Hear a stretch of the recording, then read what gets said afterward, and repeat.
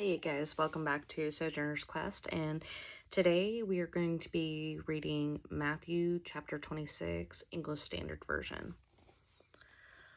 The plot to kill Jesus. When Jesus had finished all these sayings, he said to his disciples, "You know that after 2 days the Passover is coming, and the Son of Man will be delivered up to be crucified." Then the chief priests and the elders of the people gathered in the place of the high priest, whose name was Cephas. Forgive me, y'all. I may not always pronounce these names correctly, okay? So basically, the chief priests and the elders, they gathered into the palace, into the high priest's palace, Cephas, okay? And plotted together in order to arrest Jesus by stealth and kill him. But they said, "Not during the feast, lest there be an uproar among the people." Jesus anointed at Bethany. Now when Jesus was at Bethany, in the house of Simon the leper, a woman came up to him with an alabaster flask of very expensive ointment, and she poured it on his head as he reclined at table. And when the disciples saw it, they were indignant, saying, "Why this waste? For this could have been sold for a large sum and given to the poor." But Jesus, aware of this, said to them, "Why do you trouble the woman? For she has done a beautiful thing to me. For you always have the poor with you, but you will not always have me. In pouring this ointment on my body, she has done it to prepare me for burial. Truly I say to you, wherever this gospel is proclaimed in the whole world, what she has done will also be told in memory of her." Judas to betray Jesus. Then one of the 12, whose name was Judas Iscariot, went to the chief priests and said, "What will you give me if I deliver him over to you?" And they paid him 30 pieces of silver. And from that moment he sought an opportunity to betray him. The Passover with the disciples. Now on the first day of the unleavened bread, the disciples came to Jesus, saying, "Where will you have us prepare for you to eat the Passover?" He said, "Go into the city to a certain man and say to him, 'The teacher says, my time is at hand. I will keep the Passover at your house with my disciples.'" And the disciples did as Jesus directed them, and they prepared the Passover. When it was evening, he reclined at a table with the 12, and as they were eating, he said, "Truly I say to you, one of you will betray me." And they were very sorrowful and began to say to him, one after the other, "Is it I, Lord?" He answered, "He who has dipped his hand in the dish with me will betray me. The Son of Man goes as it is written of him, but woe to that man by whom the Son of Man is betrayed. It would have been better for that man if he had not been born." Judas, who would betray him, answered, "Is it I, Rabbi?" He said to him, "You have said so." Institution of the Lord's Supper. Now as they were eating, Jesus took bread, and after blessing it, broke it and gave it to the disciples, and said, "Take, eat, this is my body." And he took a cup, and when he had given thanks, he gave it to them, saying, "Drink of it, all of you, for this is my blood of the covenant, which is poured out for many for the forgiveness of sins. I tell you, I will not drink again of this fruit of the vine until that day when I drink it new with you in my Father's kingdom." Jesus foretells Peter's denial. And when they had sung a hymn, they went out to the Mount of Olives. Then Jesus said to them, "You will all fall away because of me this night, for it is written, I will strike the shepherd, and the sheep of the flock will be scattered. But after I am raised up, I will go before you to Galilee." Peter answered him, "Though they all fail away because of you, I will never fall away." Jesus said to him, "Truly I tell you, this very night, before the rooster crows, you will deny me 3 times. Peter said to him, "Even if I must die with you, I will not deny you." And all the disciples said the same. Jesus prays in Gethsemane. When Jesus went with them to a place called Gethsemane, and he said to his disciples, "Sit here while I go over there and pray."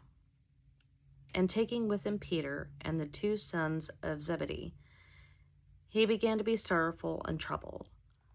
Then he said to them, "My soul is very sorrowful, even to death. Remain here and watch with me." And going a little farther, he fell on his face and prayed, saying, "My Father, if it be possible, let this cup pass from me. Nevertheless, not as I will, but as you will." And he came to the disciples and found them sleeping. And he said to Peter, "So, could you not watch with me 1 hour? Watch and pray that you may not enter into temptation. The spirit indeed is willing, but the flesh is weak." Again, for the second time, he went away and prayed, "My Father, if this cannot pass unless I drink it, your will be done." And again he came and found them sleeping, for their eyes were heavy. So, leaving them again, he went away and prayed for the third time, saying the same words again. Then he came to the disciples and said to them, "Sleep and take your rest later on. See, the hour is at hand, and the Son of Man is betrayed into the hands of sinners. Rise, let us be going. See, my betrayer is at hand." Betrayal and arrest of Jesus. While he was still speaking, Judas came, one of the 12, and with him a great crowd with swords and clubs from their chief priests and the elders of the people. Now the betrayer had given them a sign, saying, "The one I will kiss is the man. Seize him." And he came up to Jesus at once and said, "Greetings, Rabbi." And he kissed him. Jesus said to him, "Friend, do what you came to do." Then they came up and laid hands on Jesus and seized him. And behold, one of those who were with Jesus stretched out his hand and drew a sword and struck the servant of the high priest and cut off his ear. Then Jesus said to him, "Put your sword back in its place, for all who take the sword will perish by the sword. Do you think I cannot appeal to my Father, and he will at once send me more than 12 legions of angels? But how then should the scriptures be fulfilled, that it must be so?" At that hour Jesus came to the crowds. "Have you come out against a robber with swords and clubs to capture me? Day after day I sat in the temple teaching, and you did not seize me. But all this has taken place that the scriptures of the prophets might be fulfilled." Then all the disciples left him and fled. Jesus before Caiaphas and the council. Then those who had seized Jesus led him to Caiaphas the high priest, where the scribes and the elders had gathered. And Peter was following him at a distance as far as the courtyard of the high priest. And going inside, he sat with guards to see the end. Now the chief priests and the whole council were seeking false testimony against Jesus, that they might put him to death. But they found none, though many false witnesses came forward. At last 2 came forward and said, "This man said, 'I am able to destroy the temple of God and to rebuild it in 3 days.'" And the high priest stood up and said, "Have you no answer to make? What is it that these men testify against you?" But Jesus remained silent. And the high priest said to him, "I adjure you by the living God, tell us if you are the Christ, the Son of God." Jesus said to him, "You have said so. But I tell you, from now on you will see the Son of Man seated at the right hand of power and coming on the clouds of heaven." Then the high priest tore his robes and said, "He has uttered blasphemy. What further witnesses do we need? You have now heard his blasphemy. What is your judgment?" They answered, "He deserves death." Then they spit in his face and struck him. And some slapped him, saying, "Prophesy to us, you Christ. Who is it that struck you?" Peter denies Jesus. Now Peter was sitting outside in the courtyard, and a servant girl came up to him and said, "You also were with Jesus, the Galilean."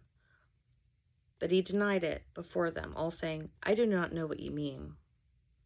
And when he went out to the entrance, another servant girl saw him and said to the bystanders, This man was with Jesus of Nazareth. And again he denied it with an oath, I do not know the man.